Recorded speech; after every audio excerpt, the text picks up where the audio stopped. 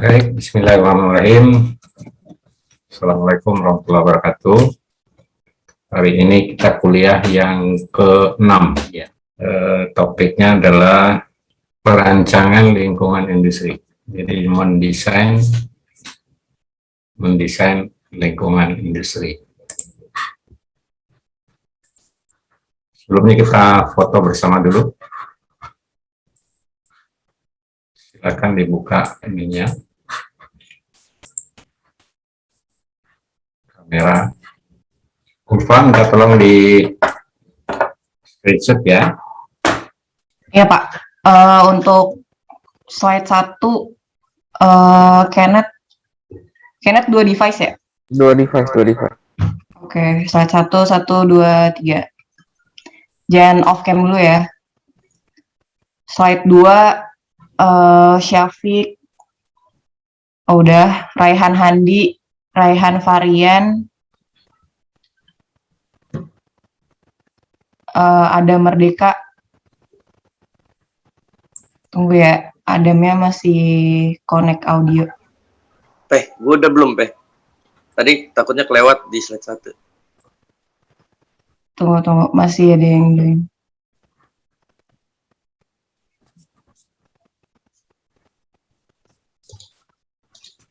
On cam ya semuanya. Slide 2, Adam on cam, Dam. Raihan Handi, Adam, Raihan Varian.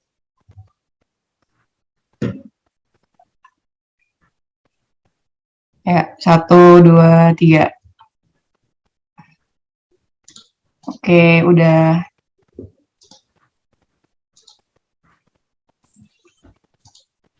Baik, saya share screen ya. Suara saya cukup jelas? Jelas, Pak. Jelas, Pak. Jelas ya. Terus PowerPoint-nya sudah kelihatan? Kelihatan, Pak. Oke. Jadi topik hari ini adalah perancangan lingkungan industri. Jadi bagaimana kita merancang lingkungan industri. Satu, industrinya adalah mengarah pada green industry, hemat materi, hemat energi, dan tidak mencemari lingkungan. Jadi design for environment, disingkat dengan DFE, adalah kegiatan perencanaan yang dilakukan secara sistemik atas keseluruhan detail engineering industri yang mengapresiasi atau yang memperhatikan keselamatan lingkungan hidup. Nah, detailnya itu antara lain adalah pertama melakukan perancangan terkait dengan keselamatan dan kesehatan lingkungan industri. Jadi kalau kita merancang industri, bagaimana industri itu bisa memberikan jaminan terhadap K3, ya, keselamatan dan kesehatan kerja, termasuk lingkungan. Kemudian yang kedua adalah melakukan perancangan terhadap keselamatan dan kesehatan konsumen pemakai produk. Jadi industri tidak melulu hanya menghasilkan produk untuk kebutuhan konsumen, tetapi produk itu harus bisa menjamin keselamatan dan kesehatan konsumen. Apa contohnya produk industri yang tidak memberikan keselamatan dan kesehatan pada konsumen pemakai? Sebagai contoh, industri makanan. Industri makanan itu sering dibeli satu zat aditif ya untuk menambah daya tahan produknya supaya tidak mudah basi, tidak cepat basi. Kita ambil contoh industri minuman, teh botol. Nah, teh botol itu bisa tahan sampai 1 tahun. Nah, kalau suatu teh di dalam kemasannya itu bisa disimpan dan layak minum sampai kurun waktu 1 tahun, maka dapat diduga bahwa minuman tersebut pasti ditambahkan zat-zat aditif. Nah, apakah zat aditif itu memberikan dampak pada kesehatan konsumen atau tidak? Kalau memberikan dampak negatif terhadap kesehatan konsumen, maka ini namanya kita melanggar ketentuan tentang pencemaran lingkungan hidup, ya, termasuk dalam hal konsumen. Lalu apa kaitannya dengan keselamatan? Keselamatan pemakai produk. Sebagai contoh, kalau kita membeli suatu barang yang kemudian barang tersebut dipergunakan oleh anak usia di bawah 12 tahun, Pak. Kalau barang mainan ternyata produk tersebut bisa melukai, misalnya anak-anak terjepit dan lain sebagainya. Artinya produk tersebut tidak menjamin keselamatan pemakai produk. Yang ketiga, dilakukan perancangan untuk melindungi sumber daya alam dan integritas ekologi atau integritas lingkungan. Jadi setiap industri kita tahu menggunakan bahan baku, yang mana bahan baku itu dipergunakan diambil dari alam lingkungan. Apakah pengambilannya dilakukan secara eksploitatif tanpa memperhatikan keselamatan ketersediaan sumber daya alam itu sendiri. Sebagai contoh, industri minuman yang menggunakan air sebagai bahan baku. Air itu apakah diambil dengan cara eksploitasi yang berlebihan ataukah tidak? Kalau dilakukan pengambilannya secara eksploitatif, berarti industri tersebut tidak ramah lingkungan. Karena bisa mengganggu integritas lingkungan. Yang keempat adalah membuat perencanaan atau perancangan untuk mencegah timbulnya pencemaran dan mereduksi penggunaan bahan-bahan toksik. Nah, bahan-bahan toksik itu seperti di dalam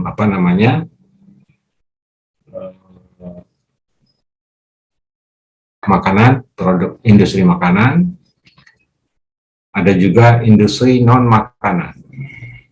Contohnya adalah bahan toksik itu misalnya cat, ya, cat dinding. Cat dinding itu apa zat toksiknya? Salah satunya adalah bau. Jadi kalau rumah dicat dengan cat baru, maka timbul bau menyengat. Dan bau menyengat ini akan bisa memberi berdampak pada manusia atau konsumen yang memakainya itu keracunan. bisa muntah dan sebagainya. Maka dapat diduga bahwa industri itu menggunakan bahan toksik dalam proses produksinya. Jadi mencegah pencemaran dan mereduksi bahan-bahan toksik. Yang kelima adalah merancang produk yang mudah ditransportasikan guna menghemat energi. Jadi produk yang mudah ditransportasikan, sebagai contoh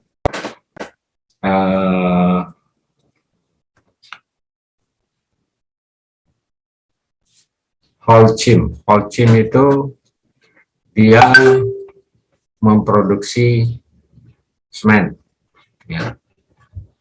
Ada semen yang dalam bentuk bubuk, ya, yang di packaging dengan sak. Kemudian ada juga disediakan dalam bentuk sudah bercampur dengan material lain,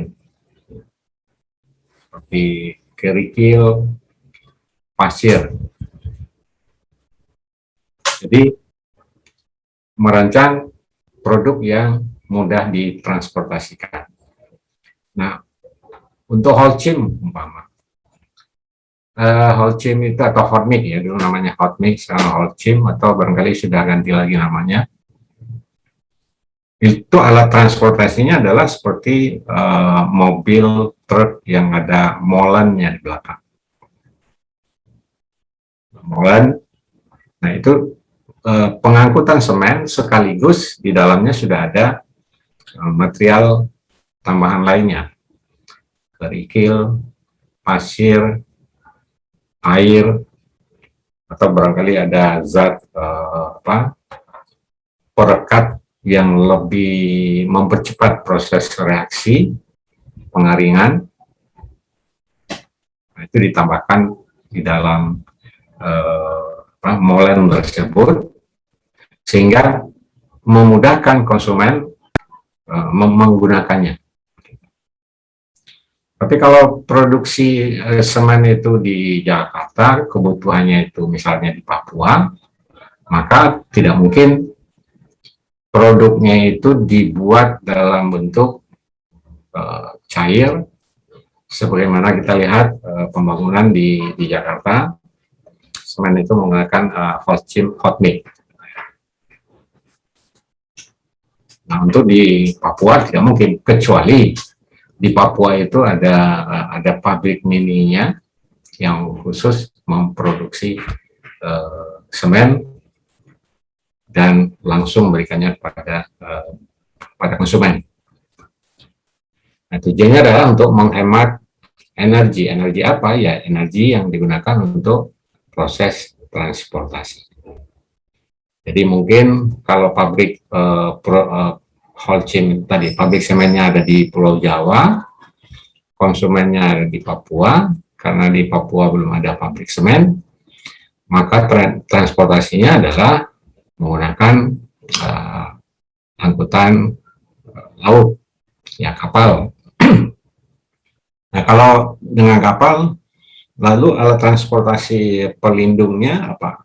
Ya, harus masukkan ke dalam peti kemas yang kedap air, sehingga dikirim dari Pulau Jawa menuju Papua. Semennya tidak mudah keras, jadi memberikan pelayanan pada konsumen. Yang keenam adalah melakukan perancangan untuk meminimumkan limbah.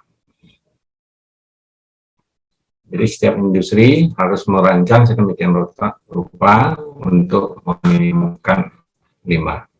Nah, bagaimana cara meminimumkan limbah? Cara meminimumkan limbah adalah inputnya atau bahan baku input itu harus berkualitas. Kedua, prosesingnya harus berlangsung baik dan berkualitas. sehingga limbah ataupun sampah itu bisa diminimumkan. Yang ketujuh adalah merancang produk yang mudah dibongkar. Nah, dibongkar mudah dipasang atau istilahnya knockdown. Dulu kalau kita beli lemarinya besar, lemari itu diangkut dari tempat tokonya ke rumah kita. Jadi sudah build up. Akan tetapi, karena proses pengirimannya itu membutuhkan energi, tempat, dan lain sebagainya yang cukup besar, maka dicarilah atau dirancanglah model lemari yang mudah di knockdown. Jadi dipretelin, kemudian dipasang lagi. Sehingga pada waktu pengangkutan dari toko ataupun dari pabrik ke konsumen itu tidak banyak memakan tempat, tidak banyak menggunakan energi. Jadi merancang produk yang mudah dibongkar. Kalau dulunya build up, sekarang kebalikan dari build up tadi. Jadi mudah dibongkar pasang. Dan selanjutnya, apabila produk tadi sudah tidak terpakai lagi, maka dia mudah dibuang. Nah, mudah dibuang itu seperti kalau baterai itu kan sebenarnya tidak mudah dibuang, karena tidak boleh dibuang sembarangan. Nah, bagaimana kita merancang produk supaya produk itu mudah dibuang? Nah, mudah dibuang ini, begitu dibuang, langsung ada yang memanfaatkannya untuk didaur ulang. Kemudian yang terakhir, yang ke-8 adalah merancang produk yang mudah didaur ulang. Jadi produk yang mudah didaur ulang. Didaur ulangnya tentunya menjadi produk yang nomor 2 atau KW2 lah. Ataupun produk yang mudah dimanufaktur ulang. Nah, apa perbedaan antara produk yang mudah didaur ulang dengan produk yang mudah dimanufaktur ulang? Jadi antara recyclability dan remanufacturing ability. Jadi kemampuan untuk diremanufaktur dan kemampuan untuk di-recycle. Nah, produk yang mudah di-remanufacturing adalah contohnya semua logam murni itu mudah di-remanufaktur. Misalnya kabel di dalamnya ada logam tembaga. Nah, tembaga itu bisa di-remanufacturing. Sedangkan kalau produk yang recyclable itu produknya adalah produk dijadikan produk, tapi produknya itu berkualitas 2. Sebagai contoh, plastik diproduksi menjadi produk yang berbahan plastik. Kemudian produk tadi misalnya sudah tidak terpakai lagi, dia bisa di-recycle menjadi produk yang berkualitas kedua. Nah, berbeda kalau kita merecycling logam. Jadi logam, besi, ya, contohnya timah, tembaga yang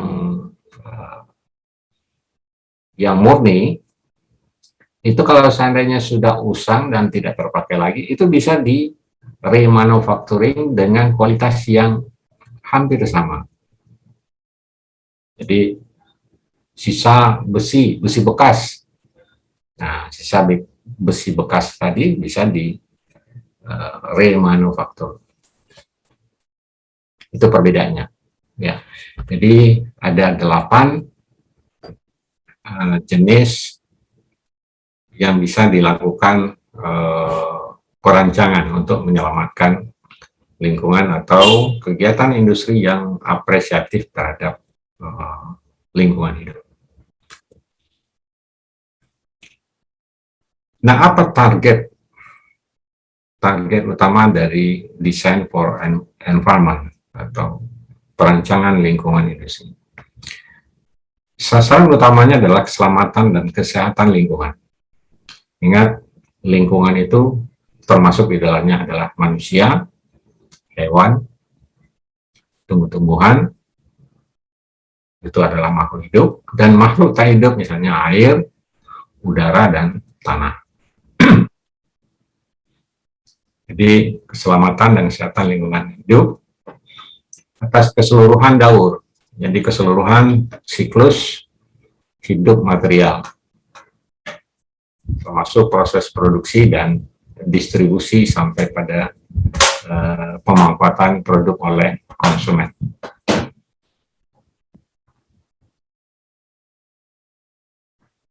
Kemudian pengintegrasian perancangan lingkungan industri ke dalam hubungan komponen-komponen lingkungan industri ini menjadi sangat berat dan penting ya, dalam melaksanakan pengelolaan ekologi secara praktis agar dapat dicapai tujuan ya, keberhasilan untuk mengembangkan produk-produk yang ekoefisien, ya, ekoefisien. Jadi efisien dalam ekonomi dan efisien secara lingkungan. Disingkat dengan ekoefisien. Nah, ini adalah tahapan atau perancangan ekologi industri. Ada 2 aspek yang dianalisis. Pertama, perancangan keberlanjutan ekologi industri, dan yang kedua adalah perancangan keselamatan dan kesehatan manusia termasuk lingkungan serta sumber daya alam. Jadi ada 2 kelompok.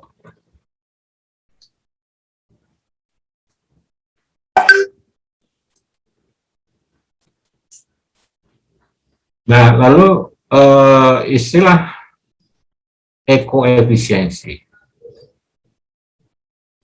Ukurannya adalah dikendalikan oleh kebutuhan dasar konsumen, yaitu yang tujuan kegiatan perusahaan industri untuk menopang daya guna serta ketahanan lingkungan. Jadi pengembangan produk-produk baru untuk industri itu harus bisa mempraktekkan desain atau perancangan ekoefisiensi, artinya efisien secara ekologi dan efisien secara ekonomi. Dan ini harus menjadi landasan utama, ya, baik pada penggunaan teknologi yang relevan, teknologi yang ramah lingkungan, serta didukung oleh adanya petunjuk rekayasa engineering yang jelas. Nah, selanjutnya metode analisis ekoefisiensi ini digunakan untuk menilai tujuan rancangan, ya, di mana memperhatikan ukuran atau nilai ekoefisiensi. Jadi kalau nilai ekoefisiensinya tinggi, berarti efisiensinya tinggi. Kalau efisiensi industri tinggi, maka limbahnya minimum. Kalau limbah minimum, maka pencemarannya juga minimum. Jika limbah dan pencemaran minimum, maka bisa dijamin keselamatan dan kesehatan lingkungan. Dan juga bisa menekan atau menghemat biaya-biaya untuk memproses limbah yang ditimbulkan. Jadi semakin banyak limbah ya berarti biaya yang dikeluarkan semakin besar.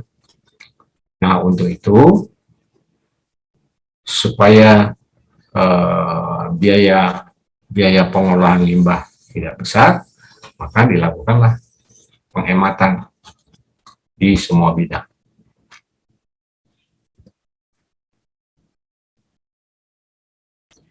Nah, praktik-praktik perancangan lingkungan, contohnya adalah melakukan substitusi bahan baku. Jadi, dengan cara mengganti material bahan baku dengan material pengganti yang lebih berkualitas dalam rangka meningkatkan daya daur ulang, ya, daya daur ulang produk dan meminimumkan penggunaan energi pada keseluruhan kegiatan industri. Apa contoh substitusi bahan baku? Kita lihat industri otomotif. Dulu industri otomotif menghasilkan produk mobil berbahan bakar bensin. Nah, kita tahu bensin itu polutan yang dihasilkan dari pembakaran bensin itu jauh lebih buruk kualitas asapnya dibanding kalau industri otomotif tadi merancang mobil dengan mesin yang menggunakan bahan bakar Pertamax, atau disubstitusikan lagi, Pertamax disubstitusi menjadi gas. Nah, kalau mobil itu pembakarannya menggunakan gas, maka asap yang ditimbulkan dari proses pembakaran gas itu polutannya lebih kecil, lebih konsentratnya lebih rendah dibanding membakar bahan bakar Pertamax tadi. Nah, lalu sekarang disubstitusi lagi. Kendaraan itu tidak lagi menggunakan bahan bakar Pertamax. Pertamax itu angka anunya berapa? 92 atau berapa ya? Di mobil ada tulisannya 92. Apa nilai bakarnya ya? 92% ya. Pertamax itu 92. Kalau Pertalite itu berapa? 80. Siapa yang tahu?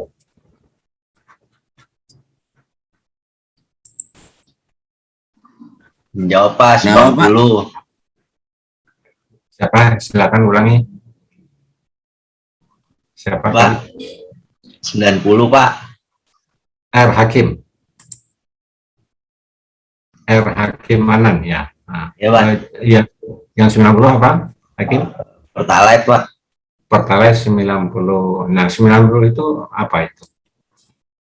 Angka apa itu 90? Angka oktan bahan bakarnya Pak. Oktan bahan bakar. Lalu kalau pertama tadi berapa? 92 ya? Iya Pak, betul. Kemudian ada misalnya sel itu yang 98 apa itu?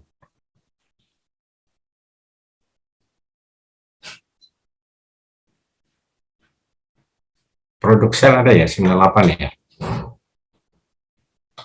Nitro Plus, Pak. Apa? Iqbal? Nitro V-Power. Nitro V-Power. V-Power. Nitrogen ya. Oke, berarti nilai nilai bakarnya, daya bakarnya lebih efisien ya. Efisien berarti entropi yang ditimbulkan atau asap yang ditimbulkan lebih kecil, semakin rendah. Kalau asap yang dikeluarkan dari hasil pembakaran oktannya tadi lebih tinggi, maka asapnya semakin rendah kualitas pencemarnya. Begitu. Iqbal? Iya Pak, benar. Oke. Nah, sekarang kalau tidak lagi menggunakan bahan bakar fosil, diganti dengan menggunakan CNG. CNG itu apa? Singkatan apa?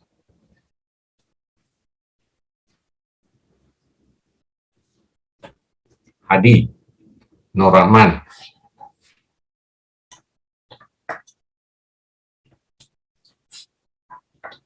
Jadi Iya Pak. menggunakan ya CNG itu apa? Bahan bakar Eh, CNG apa ya?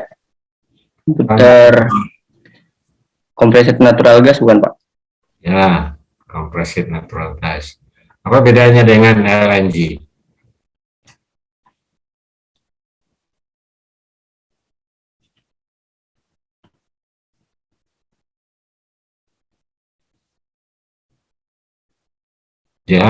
Coba Jahan, apa bedanya LNG dengan LNG dengan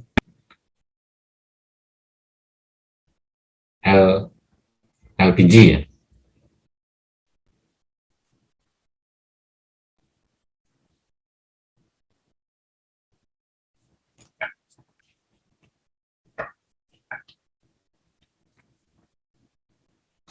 Ada yang tahu? Izin menjawab, Pak. Ya, silakan Dimas. Kalau sepengetahuan saya itu, kalau yang kompres natural gas itu sama-sama dikompres, tapi tidak sampai bentuk cairan seperti LPG, Pak. Nggak sampai ke liquefy gitu, Pak. Dikompresnya nggak sampai dalam bentuk cairan gasnya. Itu Oke. aja sih, Pak, kalau yang saya tahu, Pak. Makasih, Pak. Jadi kalau LNG dengan LPG sama? Apa yang sama? CNG dengan LNG itu sama? Ya, izin bantu jawab, Pak. Silakan Satrio. Ya, jadi SCNG itu sebenarnya sama ya gasnya sama LNG, cuman gas metananya dikompresi gitu.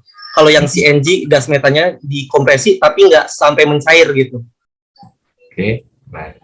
Kalau LNG? Dia kalau LNG itu gasnya kan sama dengan CNG, cuman dia dikompresinya sampai mencair berarti ya, Pak? Nah, kalau gas di rumah kita itu apa? LPG. Bapak, saya izin menjawab juga, Pak. Nah, boleh. Pak, silakan. Kalau menurut artikel yang saya baca, dari LPG dan LNG itu bentuknya sama-sama dicairkan. Yang menjadi perbedaan adalah komposisinya, Pak. Jadi komposisi kimianya itu kalau LPG, petroleum itu didominasi oleh propana dan butana. Tapi sedangkan LNG itu didominasi oleh metana. Tapi bentuknya sama-sama berupa gas yang dicairkan atau liquefied. Ya. Begitu, Pak. Jadi sama-sama liquid ya, cair. Nah, kalau di era sekarang dunia industri atau ya dunia industri apapun ekonomi ya, menghindari penggunaan fosil. Nah, mana yang fosil? Bahan bakar fosil. Siapa yang bisa jawab? Yang LPG, Pak. LPG. LPG itu fosil. Kalau LNG bukan fosil.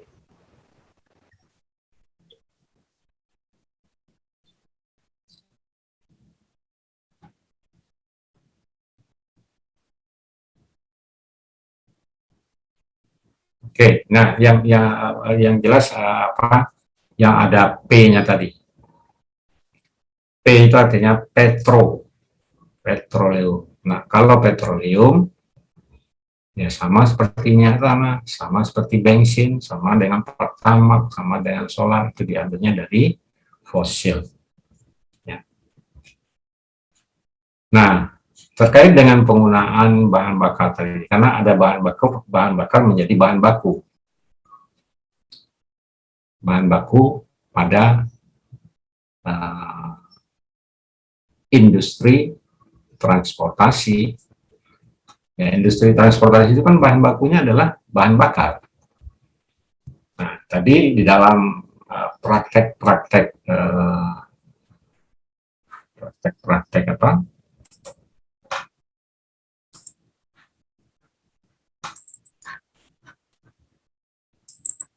Praktek-praktek DFE, Design for Environment, yaitu substitusi BB, yaitu bahan baku. Nah, kalau transportasi ya bahan bakunya antara lain adalah ya bahan bakar. Bahan bakarnya dulu pakai bensin, kemudian sekarang pakai pertalite yang hampir setara, kemudian substitusi lagi menggunakan pertamax. Jadi ada industri mobil yang dipaksa harus memproduksi jenis kendaraan bermesin yang hanya mengkonsumsi bahan bakar yang 92 tadi, angka oktan ya istilahnya ya. Kalau saya mengistilahkan itu adalah efisiensinya 92, berarti ada 8% itu yang menjadi pencemar. Kalau bensin tadi 90 atau pertalite tadi 90, artinya efisiensinya 90. Itu pemahaman saya, 90%. Artinya 10%-nya adalah asap. Nah, asapnya itu sendiri mengandung logam berat, mengandung racun zat kimia berbahaya lainnya. Ada logam di sana, ada Pb, ada SO2 dan seterusnya. Jadi dengan praktek-praktek design for environment, lakukanlah proses substitusi. Paham ya? Paham? Nah, sekarang kendaraan oleh dunia dipaksa untuk, maksud saya, industri otomotif dipaksa atau diarahkan untuk memproduksi kendaraan tanpa bahan bakar, tapi menggunakan listrik. Seperti misalnya Tesla dan sebagainya. Itu adalah substitusi bahan baku. Sebelumnya bahan bakunya adalah bahan bakar fosil, dirubah menjadi bahan bakar yang tanpa bahan bakar, itu menggunakan listrik. Nah, namun ada orang awam mengatakan, lah kalau listrik itu yang dibakar apa? Ya, jelas ada yang dibakar. Dibakarnya itu adalah di pabrik atau di PLTU-nya.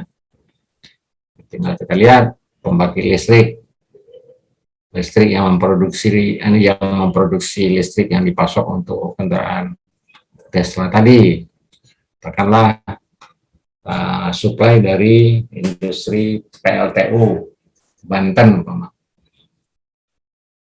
Nah, kita lihat di PLTU Banten, apa yang dia bakar di sana? Batu bara kah? Atau gas? Atau barangkali dia menggunakan energi matahari?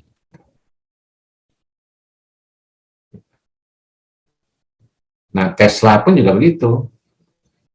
Produk Tesla yang menggunakan matahari adalah ya sekarang apa untuk pemanasan rumah ya.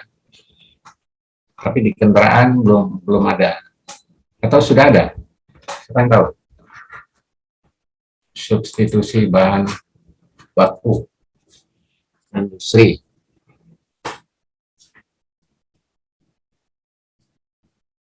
Ada nggak mobil Tesla yang langsung menggunakan matahari? Energi listriknya.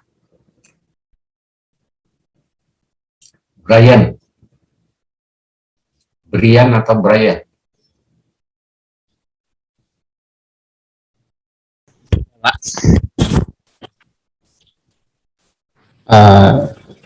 Tesla Tesla. yang masih saya tahu sih itu Pak, Tesla. Tesla, mobil Tesla maksudnya ya, Iya Pak. menggunakan energi yang langsung dari matahari ya. Oh, dari listrik sih Pak. Kalau dari matahari kayaknya belum ada deh Pak. Nah, ya, belum ada ya. Tapi suatu ketika mungkin nggak? Kayaknya mungkin Pak. Nah, itu adalah dalam rangka implementasi dari prinsip ekologi industri. Jadi bagaimana setiap tahun dan berkelanjutan untuk memperbaiki segala sesuatu. Nah, butuh inovasi, ya, inovasi teknologi, dan bisa-bisa nanti kita akan kembali lagi ke zaman tempo dulu. Anda lihat kapal. Dulu kapal itu pakai energi apa dia bisa jalan? Energi angin. Ya. Itu namanya kapal layar. Atau yang kalau kita di Indonesia namanya kapal pinisi. Ya, kapal pinisi. Nggak pakai bahan bakar, itu bahan bakarnya hanya untuk penerangan aja barangkali, untuk masak di kapal yang perlu bahan bakar. Tapi untuk menggerakkan kapal itu supaya jalan, untuk menggunakan layar, mengendalikan layar tadi supaya angin atau udara ya, ketika angin tadi yang bergerak itu diarahkan untuk mengendalikan mendorong kapal. Kemudian datang teknologi menggunakan batu bara. Nah, batu bara hanya karena kapasitas angkut batu bara itu terbatas, banyak yang dibuang ke laut, maka digantilah menjadi ketel uap. Ketel uap, dulunya ketel uap, kemudian digantilah dengan mesin yang menggunakan bahan bakar. Nah, bahan bakarnya levelnya pada waktu itu adalah solar. Ya, misalnya kapal Tampomas dulu. Atau kapal-kapal yang sekarang ada.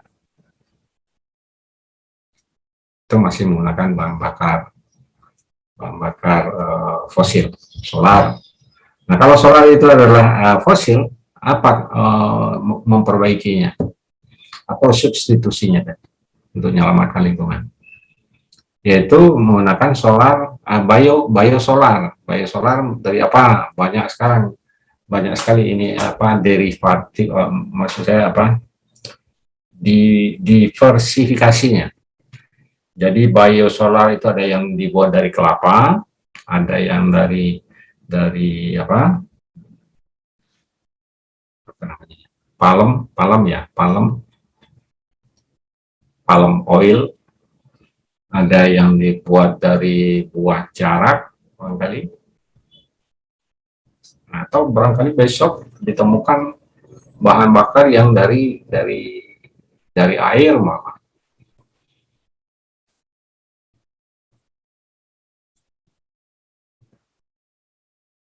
Jadi improvementnya itu selalu berkelanjutan. Nah, itulah perancangan lingkungan industri. Industri otomotif itu industri yang membuat otomotif, di mana otomotif tadi bisa menyelamatkan lingkungan minimum untuk bisa memperkecil limbah dan pencemaran. Kita ambil pencemaran itu seperti asap saja. Supaya nggak ada asap ya gunakan listrik.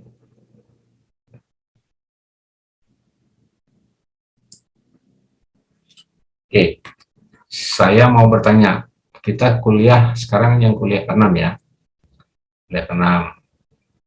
Kuliah 1 sampai ke-5 itu apa yang tidak dipahami mata pelajaran ekologi industri?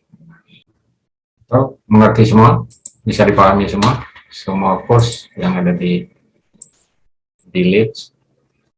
Pertama, manajemen ekologi industri, ya topiknya. Manajemen ekologi itu artinya mengelola lingkungan industri. Topik kedua, mewujudkan teori ekologi pada sistem industri. Gimana wujudnya teori ekologi? Ekologi tadi teorinya adalah satu, ada interaksi, ada interdependensi, ada harmoni, dan terakhir ada sustainability. Nah, bagaimana kita mewujudkannya dalam sistem industri? Tiga, ada paradigma lingkungan. Yang keempat, ada pendekatan holistik pembangunan industri, termasuk pembangunan kawasan industri. Yang kelima adalah pembangunan kawasan industri berkelanjutan. Dan yang sekarang adalah perancangan lingkungan industri dalam rangka peningkatan ekoefisiensi. Nah, dari lima topik terdahulu itu kan ada video ya. Video pada kuliah pertama itu ada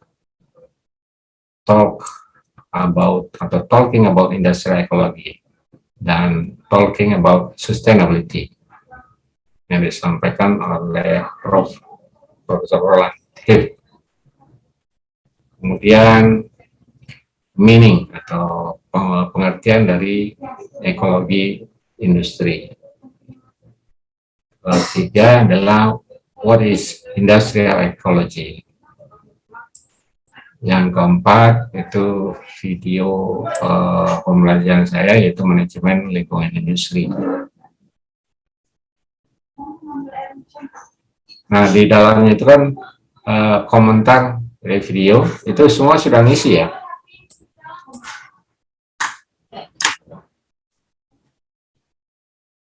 Membuat resume atau ringkasan dari video yang ada, dan itu menjadi tugas setiap sesi, setiap pertemuan yang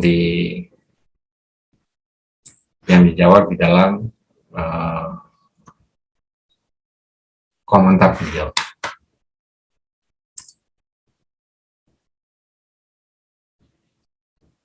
Oke, silakan. Ada yang mau bertanya? Bapak, saya izin bertanya, Pak. Silakan. Terkait yang topik 4, tentang holistik dalam pengembangan industri, itu maksud dari holistiknya di bagian pengembangan industrinya itu seperti apa ya, Pak? Mungkin itu sih, Pak. Dan yang kedua ini, Pak, tentang UTS-nya nanti kira-kira tuh soalnya apakah Bapak nanti memberikan kisi-kisi atau gimana ya, Pak? Mungkin nanti teknis UTS-nya sih, Pak. Gitu. Ya, kalau untuk UTS-nya nanti minggu depan yang saya akan jelaskan.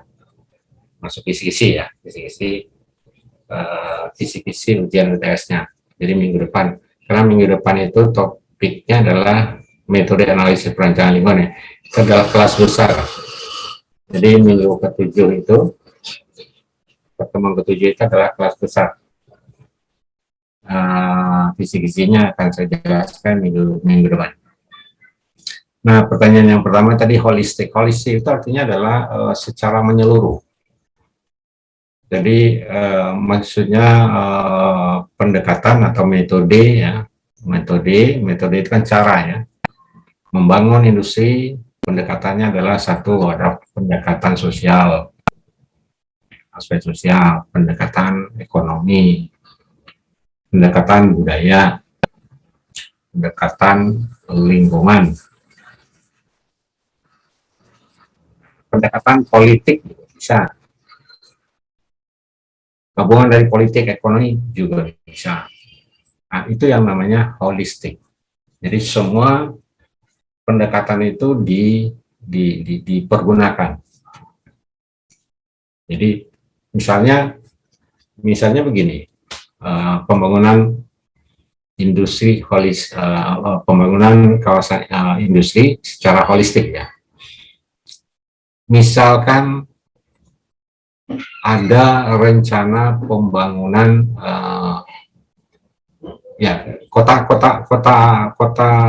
ibu kota baru lah, ibu kota baru di mana, Kalimantan Timur ya. Ya, betul Pak, Kalimantan Timur. Nah, itu pembangunan kota. Kita anggap kota itu adalah industri. Oke. Nah, apa pendekatan holistiknya? Satu, harus mengkaji kalau kota itu di sekitarnya itu adalah ada kawasan hutan lindung. Maka pembangunan kota tadi tidak boleh melanggar ataupun merusak hutan yang sudah ditetapkan oleh undang-undang untuk dilindungi. Nah, perencanaannya harus mencantumkan kalau nanti ada tamu dari negara mana terus masyarakat rame-rame akhirnya nginjak-nginjak atau bikin warung di hutan itu. Nah, bagaimana mengatasinya? Sampai di situ. Dan tujuan akhirnya adalah bagaimana melindungi hutan tadi. Jadi membangun kota tidak merusak, tidak mengganggu hutan yang sudah dilindungi. Kalau ada yang mengganggu, bagaimana cara mengelolanya, mencegahnya? Nah, itu harus ada kajian. Siapa yang bertanggung jawab? Siapa PIC-nya lah. Gitu. Dan PIC-nya tadi bagaimana dia melakukan pencegahan itu. Kemudian dari aspek sosial. Nah, di sana kan lebih banyak orang apa? Orang Dayak, Kalimantan Timur. Kalau saya nggak salah ya, orang Dayak. Ya betul nggak orang Dayak ya? Kalau Kalimantan Timur itu. Orang Kutai apa namanya? Kutai Kartanegara ya. Ya katakanlah itu masyarakat adat. Jadi membangun kota di situ jangan sampai merubah adat orang di situ. Atau katakanlah kita mau membangun kota di Banten, daerah yang ada masyarakat aslinya itu Baduy. Nah, semua orang kan tahu Baduy itu. Syarat-syaratnya seperti apa. Mereka nggak boleh diganggu. Kalau orang Baduy itu misalnya dia nggak boleh pakai plastik atau apa gitu. Dia nggak boleh ada plastik ke sana. Gitu. Jadi kalau mau bangun kota harus dilindungi itu. Jangan sampai ada plastik ke sana. Pokoknya apa yang menjadi pantangan dari orang sana, yang ditolak orang sana, itu harus dijamin kebutuhannya orang sana. Itu dari aspek budaya. Nah, aspek lingkungan. Kalau aspek lingkungan, misalnya apa yang menjadi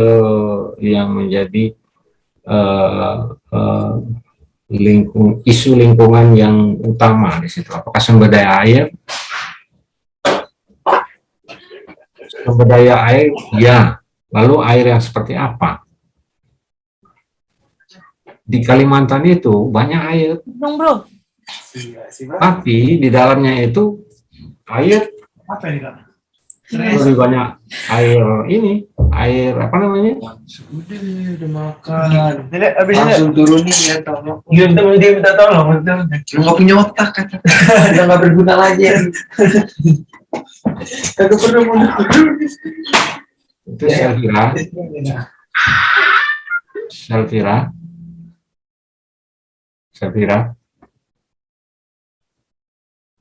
Selvira Ayunda. Lagi ada tamunya. Selvira.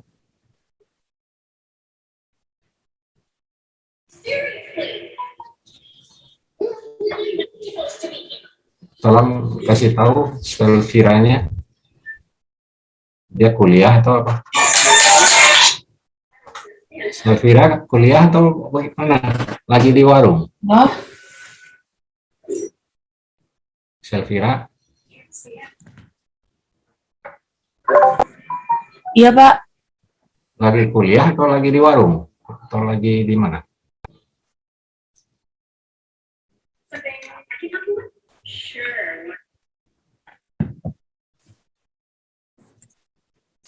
Lagi kuliah, Pak. Maaf, Pak. Ya, Tadi suaranya kesenggol. jangan masuk, itu yang dari. Iya, Pak. Kepencet, maaf, Pak.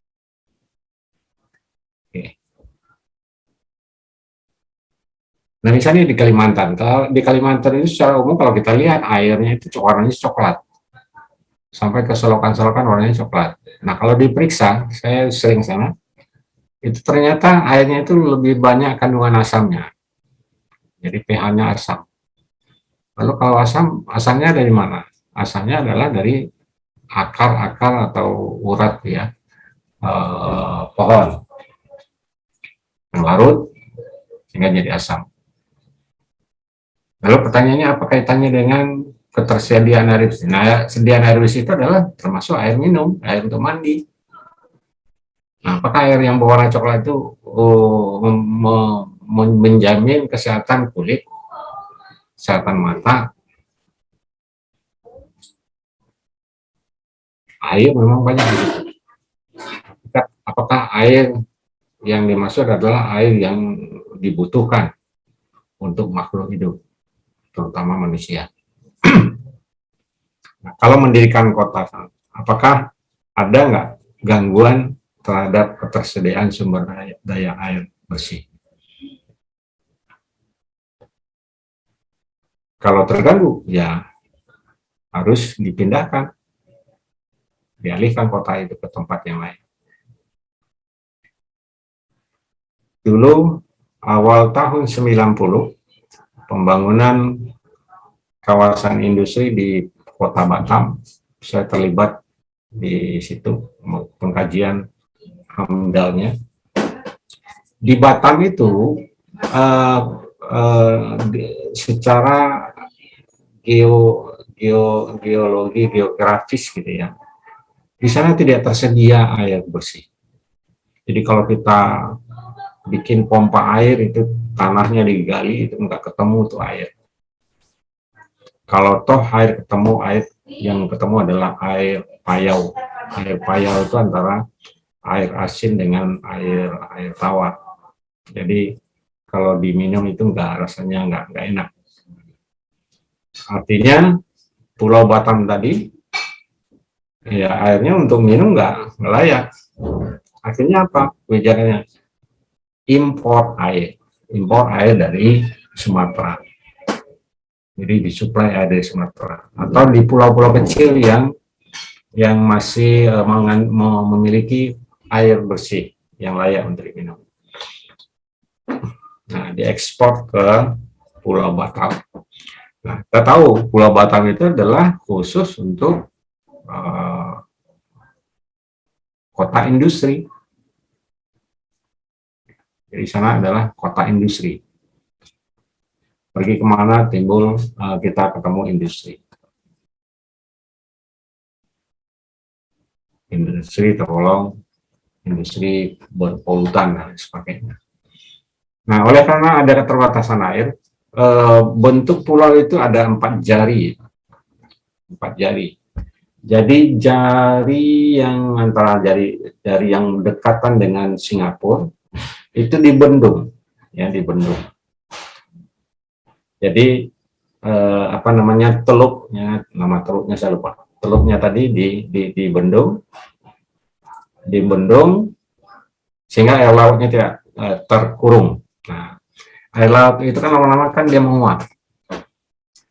Kemudian masuk air hujan, menguap, masuk air hujan, sampai sekarang air di situ menjadi bersih dan layak minum. Jadi sumber airnya adalah air hujan, air pada hujan namanya, yang dulunya airnya asin. Mulai tahun 90 itu dibendung, dibuat dam berbentuk kolam.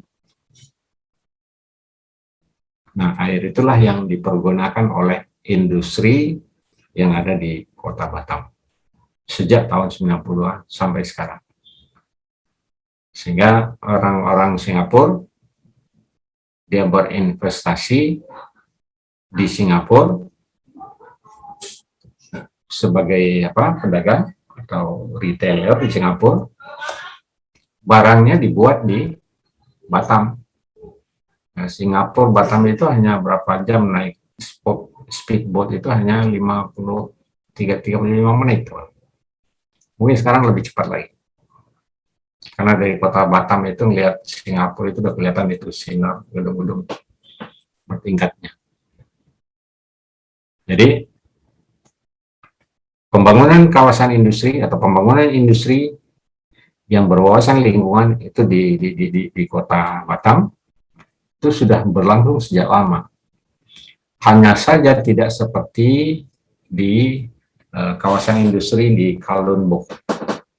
Jadi kalau di Kowloon Bok itu ada industri, misalnya PLTU.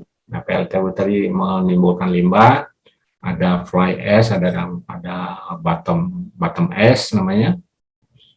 Itu bottom ash tadi limbahnya dimanfaatkan oleh pabrik lain.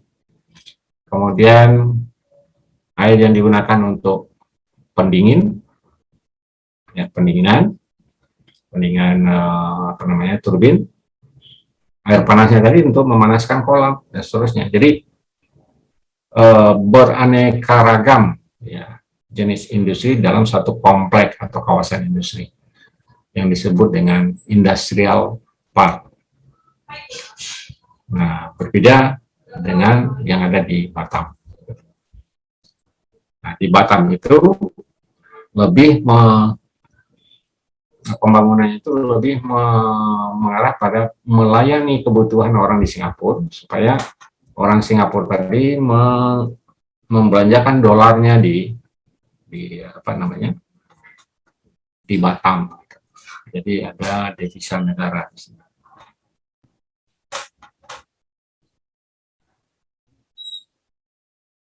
Nah, namun kalau kita lihat yang di Cikarang, kawasan industri MM 21.000 apa 2.100 ya. Nah, di situ arahnya adalah pemanfaatan fasilitas secara bersama. Gitu. Jadi fasilitas yang ada di kawasan itu dipergunakan secara bersama oleh berbagai tenan yang menyewa ataupun yang memiliki lahan industri di kawasan industrial MM 2100 ke 21.000 ya. Dan itu memang kawasan industri di Karawang itu termasuk juga yang di kota Delta atau Delta Mas itu ya, Delta Mas di Bekasi. Ya masih Kabupaten Bekasi, antara Bekasi dengan Karawang. Nah itu untuk menampung industri yang ada di daerah Jabodetabek, ada pabrik tekstil dan lain sebagainya, pabrik elektronik. Dulu ada namanya Nasional Gobel. Nasional Gobel itu ada di Pulau Gadung, sekarang direlokasi, pindahkan ke Karawang dan lain sebagainya. Karena di ibu kota Jakarta penduduknya semakin bertambah dan jumlah industri yang menghasilkan produk dan menimbulkan polutan itu diupayakan direlokasi ke tempat kawasan yang lebih baik lagi. Nah, disinilah diperlukan kajian holistik, kajian menyeluruh terhadap pembangunan industri. Misalkan ada industri pembangunan industri minyak palm itu minyak crude palm oil. Minyak goreng itu apa namanya? Tahu? Yang palem itu.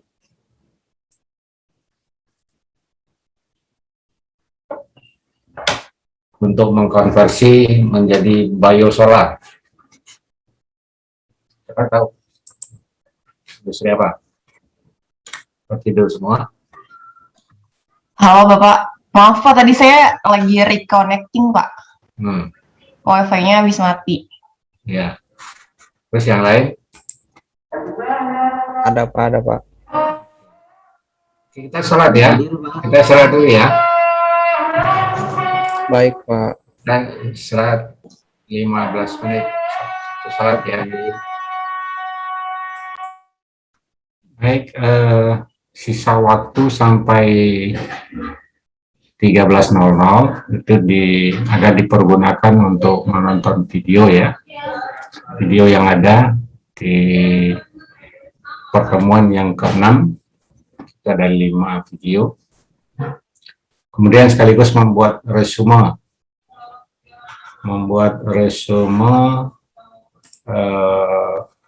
video yang Anda tonton. Kemudian resume tadi nanti dikirim ke forum komentar terhadap video pembelajaran. Dan di samping itu juga setiap mahasiswa harus diharapkan mengisi kuesioner tentang umpan balik langsung dari sistem pembelajaran. Ya. Terima kasih. Ya, ada pertanyaan?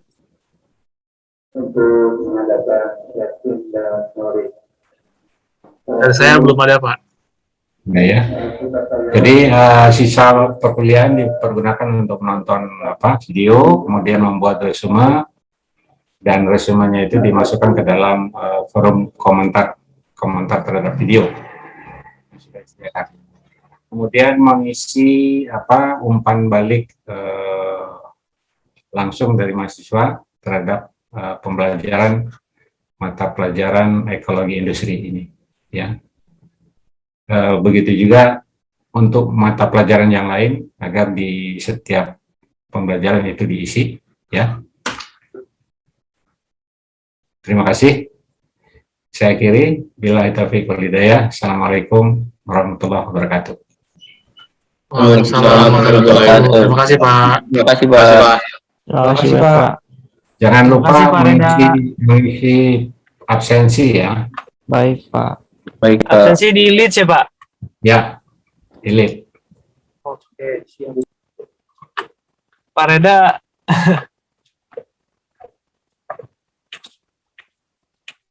Pak Reda. Siap, ya. Izin Pak bertanya Ya. Pak. Ya, boleh. Silakan. Pak, mohon maaf Pak, itu WhatsApp-nya nomor Jahan masih Bapak blok Pak, belum di-unblock Pak. Saya nggak tahu lagi tuh nomornya itu. Karena banyak sekali yang WhatsApp dari berbagai itu yang jelas sudah saya banyak blokir. Oh, Nah, dia sulit juga. maka nanti lebih mudah kalau ketemu ya Pak ngeceknya Pak. Ya, Nanti Jahan bantu cekin ya Pak nanti. oke, ya. Kalau boleh. Oke, terima kasih banyak Pak Reda. Yuk. Yuk sehat-sehat Pak. Assalamualaikum. Waalaikumsalam warahmatullahi wabarakatuh.